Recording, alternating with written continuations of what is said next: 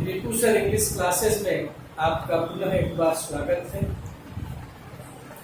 आज के इस वीडियो में हम द स्टोरी ऑफ इंग्लिश जो आपका बुक है उसका चैप्टर है the story of poetry.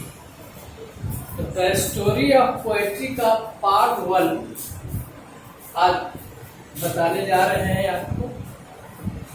The story of poetry चूंकि यह एक लंबा चैप्टर है, सबसे लंबा चैप्टर है द स्टोरी ऑफ इंग्लिश का, तो आप सभी पॉइंट को अच्छा से समझने का प्रयास करेंगे। पहला पॉइंट लिखे हैं in the Canterbury Tales. Canterbury Tales जो है एक किताब है जो लिखी गई है जॉफरी चौसर के द्वारा। तो इस कैंटरबरी टेल्स में जॉफरी चौसर, पहले बिल्कुल याद रखना है कि द कैंटरबरी टेल्स को किसने लिखा है, तो जॉफरी चौसर। इस पॉइंट को पहले याद कर लेना। तो in the Canterbury Tales Geoffrey Chaucer describes, मतलब यह जो कैंटरबरी टेल्स जो है जिसको जॉफरी चौसर ने लिखा है, तो इस किताब में डिस्क्राइब करते हैं, वर्णन करते हैं किस चीज का, द कंट्री, अपने देश का, द पीपुल, अपने लोगों के बारे में, एंड देयर बिलीव्स, और उन लोगों के विश्वास के बारे में। अर्थात Geoffrey Chaucer the Canterbury Tales में जिक्र किया है द कंट्री, देश के बारे में, द पीपुल, देश के लोगों के बारे में, एंड देयर बिलीव्स, और उन लोगों के विश्वास के बारे में, कि उन लोग किस चीज का विश्वास उनके दिल में रहता है।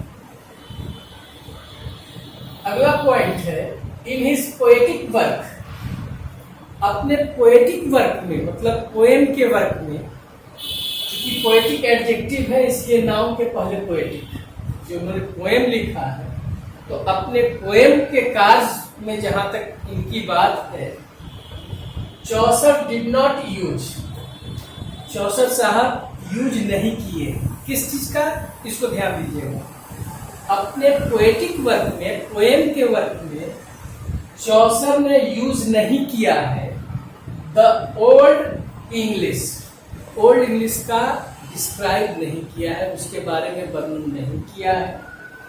इरेगुलर लाइंस, इरेगुलर, अब जैसे देखिए कि पोएम का जो लाइन होता है, जैसे कहते हैं कि ट्विंकल ट्विंकल लिटिल स्टार, अंत में स्टार आया है, how are wonder what you are, are आ गया, मतलब स्टार ऊपर में था तो आर हो गया नीचे, उससे मिलता जुलता उसका ध्वनि आ रहा है। इस लाइन को रेगुलर लाइन कहा जाता है। अगर दूसरा शब्द आ गया उस ढंग का, जो अब स्टार है तो आर आया, जुट गया, मतलब यह रेगुलर लाइन है। लेकिन जैसे baa baa black sheep, have you any wool, अब देखिए बाबा ब्लैक शिप, शिप है, have you any wool, wool आ गया, मतलब इसको कहते हैं इरेगुलर लाइन्स, मतलब जो पहला अंत हुआ दूसरा लाइन में वह शब्द का अंत उस तरह के दूसरे शब्द नहीं आए, तो उसको कहा जाता है इरेगुलर लाइन्स। तो चौसर साहब ने अपने पोएटिक वर्क में, पोएम के वर्क में क्या चीज यूज नहीं किया है, न ओल्ड इंग्लिश के बारे में कोई जिक्र किया है, न इरेगुलर लाइन्स, अनियमित लाइन, उसका भी प्रयोग नहीं किया है, एंड अलिट्रेशन, और एलिट्रेशन का भी प्रयोग नहीं किया। एलिट्रेशन का मतलब क्या होता है, एलिट्रेशन का मतलब होता है, यहां पर ब्रैकेट में दिए हैं उसको समझेंगे। In literature alliteration is the conspicuous repetition. साहित्य में एलिट्रेशन जो है एक प्रत्यक्ष या स्पष्ट, कंस्पिक्युअस का मतलब होता है प्रत्यक्ष या स्पष्ट, रिपीटिशन मतलब एक स्पष्ट रिपीटिशन, पुनरावृत्ति होती है किसका? Of identical. आइडेंटिकल मीन्स एक समान। आइडेंटिकल इनिशियल, प्रारंभिक। इनिशियल मतलब जो प्रारंभिक जो लेटर होते हैं, कॉन्सोनेंट साउंड्स। प्रारंभिक जो लेटर होते हैं जो कॉन्सोनेंट साउंड होता है। अब जैसे रीम, तो यहाँ पर आर का उच्चारण र है। उसी तरह से रैम, तो इसका उच्चारण क्या है? र ही है। रोफ, तो यहाँ पर भी आर का उच्चारण जो है सो र कॉन्सोनेंट साउंड है। लेकिन यहाँ पर देखिए आर एस एस, तो इस आर का उच्चारण र नहीं हो रहा है, आर आ रहा है, आर एस एस। यहाँ पर इसका साउंड वोवेल हो गया। लेकिन इसमें तीनों में आर का उच्चारण र है। रीम, रैम, रोफ, रैट, ये सब जो है कॉन्सोनेंट साउंड है। तो एलिट्रेशन में क्या होता है कि यह इसमें एक स्पष्ट या प्रत्यक्ष रिपीटिशन होता है, पुनरावृत्ति होता है। किस चीज का? आइडेंटिकल इनिशियल कॉन्सोनेंट साउंड्स, मतलब एक समान इनिशियल मतलब प्रारंभिक कॉन्सोनेंट साउंड्स, कॉन्सोनेंट साउंड्स का। तो इस तीनों में देखिए आर का उच्चारण र हो रहा है। लेकिन यहाँ पर आर एस एस, यहाँ पर आर आ रहा है उच्चारण, आर। तो आ क्या हो गया? Vowel sound. तो इस चीज का प्रयोग जो है चौसर साहब जो है नहीं किए हैं अपने पोएटिक वर्क में। कौन कौन सा काम नहीं किए हैं इसके बारे में डिस्क्राइब नहीं किए हैं? ओल्ड इंग्लिश का, इरेगुलर लाइन्स का और एलिट्रेशन का। ऐसे एलिट्रेशन को हिंदी में अनुप्रास कहा जाता है।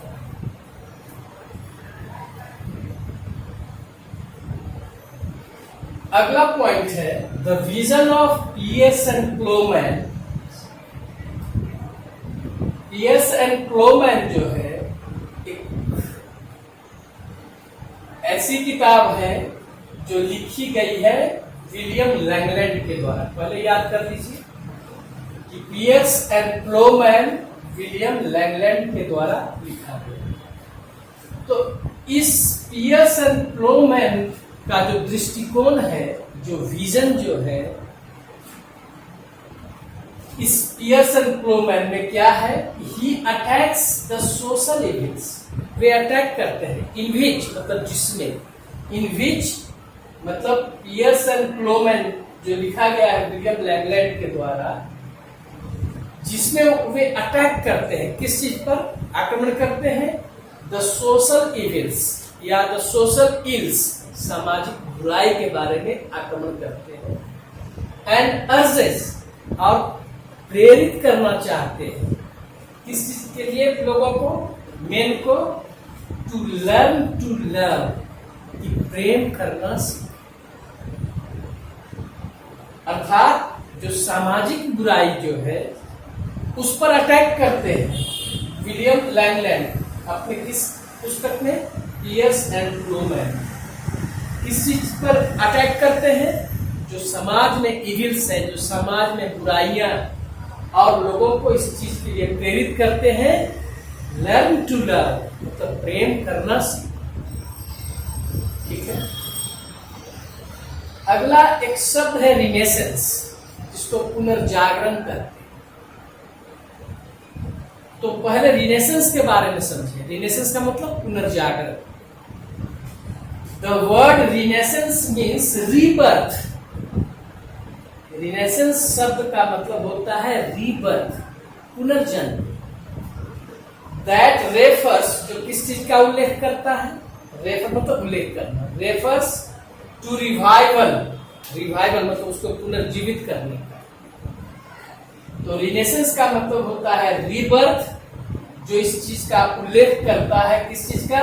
Revival of ancient Greek learning, कि रिवाइवल हो मतलब पुनर्जीवित किया जाए, उसे फिर से जीवित किया जाए। किसको?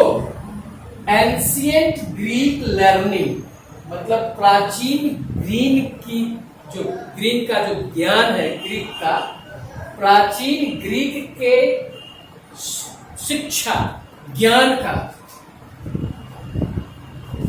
मतलब कि जो प्राचीन ग्रीक का जो ज्ञान है उसको पुनर्जीवित किया जाए। द स्प्रेड ऑफ लर्निंग, और यह जो सीखने की प्रक्रिया जो है, उस जो फैलाव जो है, ज्ञान का फैलाव, यहाँ पर लर्निंग का मतलब ज्ञान है। द स्प्रेड ऑफ लर्निंग मतलब ज्ञान का जो फैलाव जो है, विकास जो है, was added by the printing press। इसको जोड़ा गया किससे? Printing press. अब मान लीजिए कि प्रिंटिंग प्रेस नहीं रहेगा तो किसी किताब को हम किस ढंग से और लोगों के पास पहुंचाएंगे? अब मान लीजिए कि यह बुक है, बहुत यूजफुल किताब, अगर जो लिखा उसके पास ही एक किताब है तो इसका ज्ञान तो लोगों को मिलेगा नहीं, लोग पढ़ नहीं पाएंगे। तो इसमें प्रिंटिंग प्रेस का बहुत बड़ा योगदान हुआ, उसकी बहुत मदद हुई। इसके कई वॉल्यूम निकाले गए ताकि लोग इस किताब को पढ़ करके ज्ञान हासिल कर सके। तो इसका मतलब है कि प्राचीन ग्रीक की जो लर्निंग जो है, जो ज्ञान जो है, उसको फैलाया जाए। किसके मदद से? was added by the printing presses। Printing presses को ऐड करके, जोड़ करके। इन इंग्लैंड में द इन्फ्लुएंस ऑफ रिनेसेंस, जो पुनर्जागरण कहते हैं इसको हिंदी में, जो रिनेसेंस पुनर्जागरण का जो प्रभाव जो था, was felt, इसको महसूस किया गया ड्यूरिंग द पीरियड। किसके पीरियड में? From the accession of Elizabeth. Elizabeth, accession का मतलब होता है पद ग्रहण। जैसे ही एलिजाबेथ का पद ग्रहण हुआ, एलिजाबेथ शासन काल में जो आई, इन 1558 1558 ईस्वी से लेकर के to the death of James first in 1625। तो यह जो रिनेसेंस जो है, पुनर्जागरण काल मतलब पुनर्जागरण हो, इस चीज को महसूस किया गया कब? जब एलिजाबेथ का पद ग्रहण हुआ, जब एलिजाबेथ का शासन आया, वहां से शुरू हुआ। कहां से? 1558 में एलिजाबेथ जो है पद ग्रहण करती है, 1558 में। वहां से लेकर के जेम्स फर्स्ट के मृत्यु तक, मतलब 1625 में इनकी मृत्यु हुई। तो अर्थात 1558 से लेकर के 1625 तक रिनेसेंस के जो प्रभाव थे वह महसूस किया गया। किसके शासन काल में? एलिजाबेथ के जब एक्सेशन हुआ, पद ग्रहण किया, वहां से लेकर के जेम्स फर्स्ट के मृत्यु तक, मतलब 1625 तक, 1558 से लेकर के 1625 महसूस किया गया रिनेसेंस के प्रभाव का, पुनर्जागरण का क्या प्रभाव है, उसके प्रभाव को महसूस किया गया। अब एलिजाबेथ के बारे में देखिए। अंडर एलिजाबेथ्स ब्रिलियंट रूल अर्थात एलिजाबेथ के जबरदस्त शासन काल में इंग्लैंड एक्सपीरियंस, इंग्लैंड ने किस चीज की अनुभूति हुई, किस चीज को महसूस किया? इंटरनल पीस, मतलब देश के अंदर शांति महसूस किया गया, आंतरिक शांति, एंड इकोनॉमिक प्रॉस्पेरिटी, आर्थिक समृद्धि का विकास। आर्थिक समृद्धि मतलब आर्थिक विकास बहुत जबरदस्त रूप से हुआ। And emerged as a world power, और इंग्लैंड किस रूप में निकला? इमर्ज मतलब निकलना, मतलब इस स्थिति से किस रूप में निकला? इंग्लैंड वर्ल्ड पावर के रूप में एलिजाबेथ के शासनकाल। कैसा था? ब्रिलियंट, जबरदस्त, शानदार। उसके शासनकाल में लोग ने महसूस किया कि आंतरिक शांति आई, आर्थिक विकास हुआ और वर्ल्ड पावर के रूप में उभर के निकला। इमर्ज मतलब उभर करके निकलना होता है। Christopher Marlowe, Edmund Spenser and William Shakespeare, तीनों का नाम याद रखिएगा कि एलिजाबेथन एज मतलब एलिजाबेथ के शासन काल में 3 महान पोएट आए। 3 महान पोएट एलिजाबेथन एज में। वो कौन थे? क्रिस्टोफर मार्लो, एडमंड स्पेंसर और William Shakespeare were the great poets of Elizabethan age. Elizabethan age मतलब एलिजाबेथ के युग में, एलिजाबेथ के शासन काल में ये 3 महत्वपूर्ण जो है हस्ती जो है आए ग्रेट पोएट्स के रूप में। अब क्रिस्टोफर मार्लो के बारे में क्या कहता है? Christopher Marlowe was basically a lyric poet. Lyric मतलब संगीत होता है, मतलब जो पोएम को एक संगीत के रूप में ढालते हैं उसको लिरिकल पोएम कहा जाता है। मतलब उसको संगीत के रूप में भी गाया जा सकता है। तो क्रिस्टोफर मार्लो बेसिकली मूल रूप से लिरिक पोएट थे। कैसे पोएट? Lyric poet. लिरिक का मतलब संगीत के रूप में उन्होंने पोएट को ढाला। Chamberlain the great, doctor Faustus, ये 2 जो किताब जो है नाटक की किताब, इनकी किताब भी थी क्रिस्टोफर मार्लो के।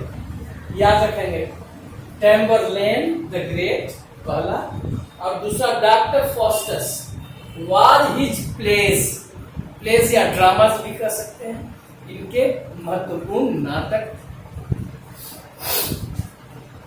तो ये याद रखिएगा कि चैम्बरलेन द ग्रेट और डॉक्टर फॉस्टस यह नाटक था जिसको किसने लिखा था? क्रिस्टोफर मार्लो ने लिखा। Shepherd's Calendar written by Edmund Spenser. तो शेफर्ड्स कैलेंडर जो है पोएम की किताब। इस शेफर्ड्स कैलेंडर जो लिखा गया था एडमंड स्पेंसर के द्वारा, ये दूसरा poet Edmund Spenser, is a pastoral poem. कैसा पोएम था? पेस्टोरल मतलब ग्रामीण जीवन पर आधारित। इसको गांव कहते हैं। गांव में किसान होते हैं, खेती होती है, हरे भरे मैदान, चरागाह होते हैं, शुद्ध वातावरण रहता है। तो इनकी पोएम जो है ग्रामीण जीवन पर आधारित पोएम। कौन था? Shepherd's calendar. किसने लिखा था? एडमंड स्पेंसर ने। तो यह शेफर्ड्स कैलेंडर जो है कैसा पोएम था? पेस्टोरल पोएम, ग्रामीण जीवन पर आधारित poem.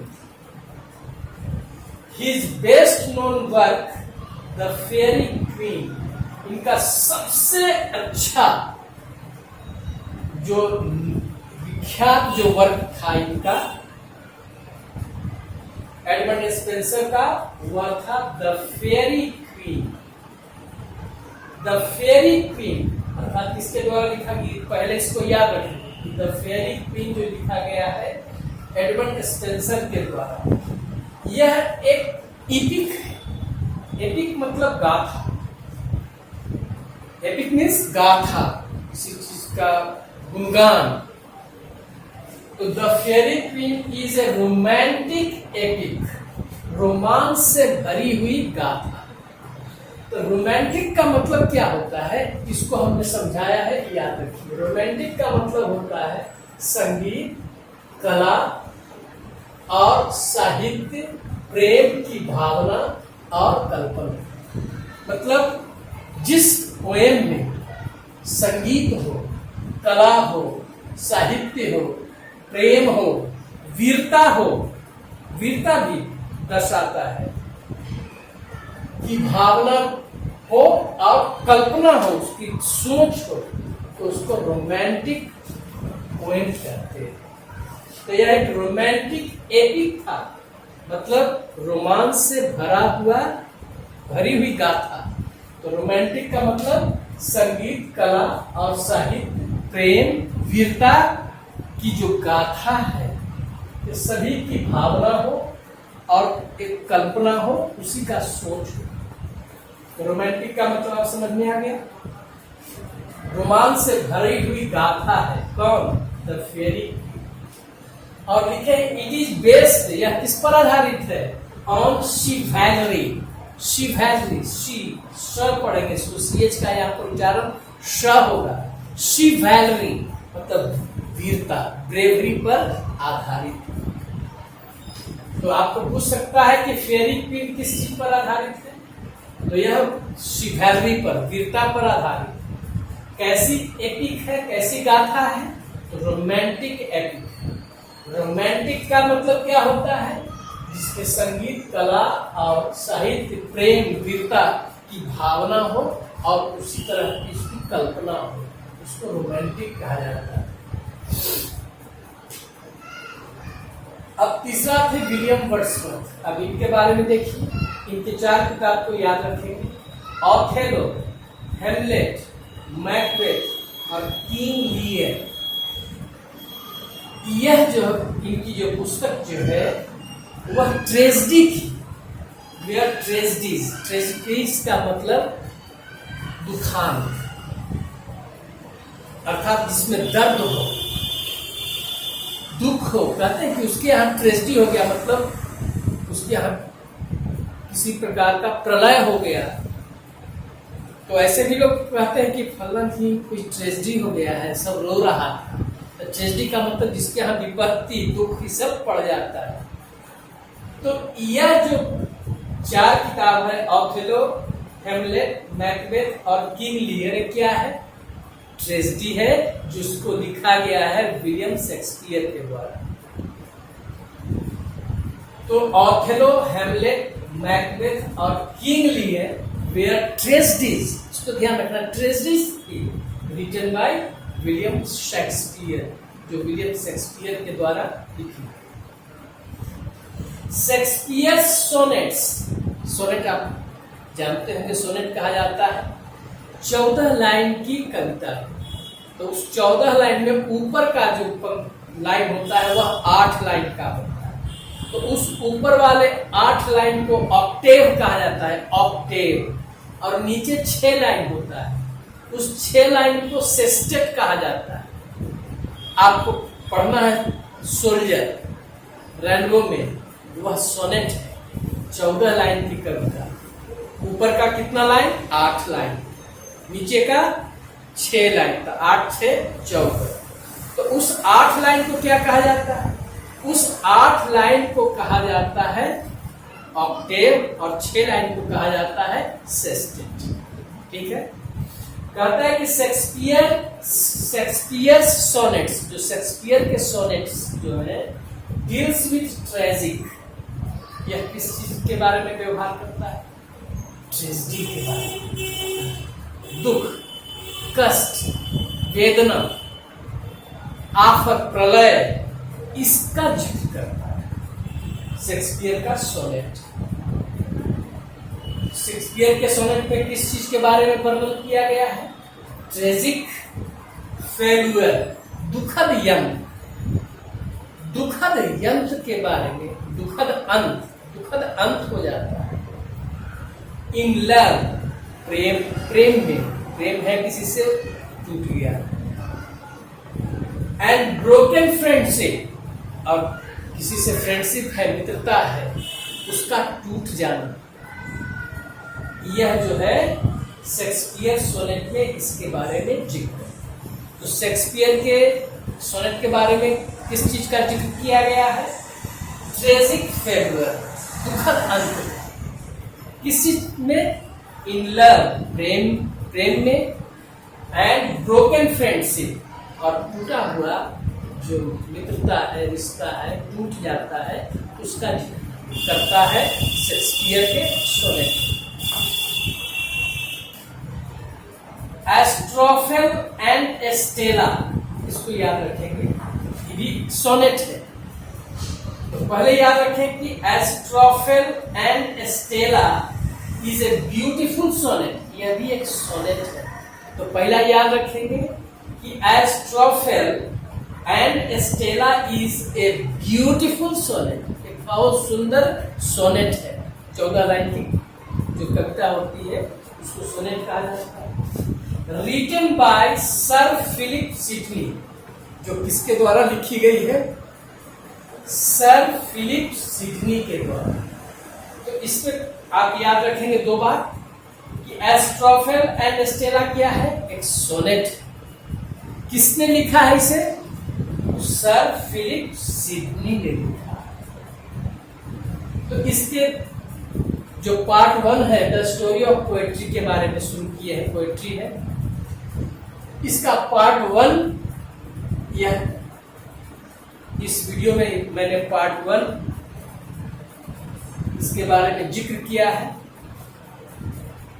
The story of poetry का पार्ट 1 था और जो भी महत्वपूर्ण बातें बताए एक बार या 2 बार आप जरूर इसको वीडियो को देखेंगे तो हमें आशा है कि आपको जो भी महत्वपूर्ण बातें हैं वो समझ में आए।